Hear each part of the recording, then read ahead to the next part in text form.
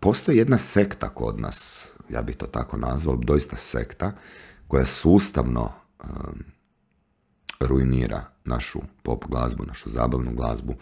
Postoji ti nekakvi trendovi da se mi naše originalne hrvatske glazbe trebamo sramiti, što je grozno, to je sramotno.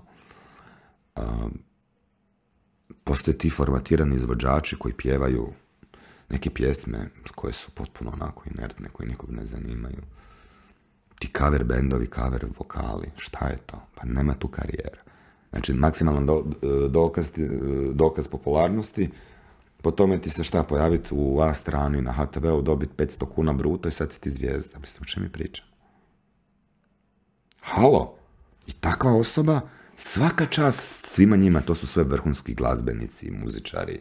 Niko ne osporava talent, niko ne osporava umijeće, ali ja kao vedran strukar osporavam da se te ljude titulira kao nešto najbolje što na našoj sceni postoji, najpopularnije. Ja kao vedran strukar to javno kažem, ja sebi dajem za pravo nakon svih rezultata i godina posla da to javno i osporavam.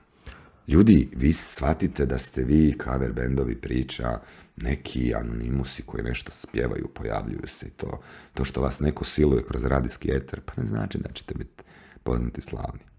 Davnih dana je bila, to sam se s Miroslavom Rusom, diskografom i kompozitorom, jedanput u nekom liftu smo se vozili, pa smo zaglavili, pa smo se svađali, mislim, mi smo dobri, a onako, kažem, pozitivno svađali, tako oko tih nekih izvođača gdje ja kažem on meni, pa on super pjeva, to je to. Ja kažem, a ko je to?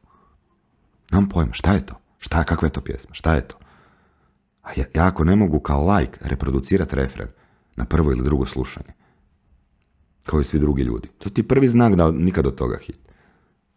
Znaš, ako ti pjesma ne uđe u uho, gotovo je. I kaže on meni, dobro, i šta ti meni sad hoćeš reći? Kažem, vidi ovako, ajde uzmi tog svog izvođača, uzmi ga za ruku i odvedi ga recimo u Vrbovec. Kažem, šta ću u Vrbovcu? Polijepite 4 plakata. Jedan plakat stavite na autobusnu stanicu, jedan na dućan, jedan na krčmu, jedan na školu ili crkvu ili tako negdje. Vidi ko će ti doći na koncert. Kažem, kako to misliš? Kažem, točno tako kako sam ti rekao. Odi, polijepi 4 plakate, ko će ti doći na koncert? Pa niko. A zašto niko? Pa ne rade se tako koncert. Ja kažem, nemoj. Zašto se ne bi radili tako koncert?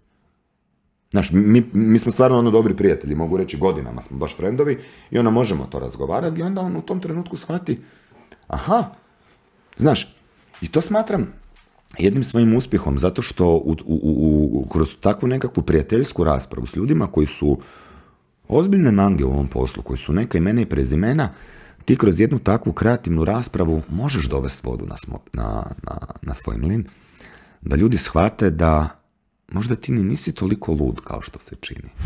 Znaš, kad im objasniš analogiju i to neko objašnjenje, pa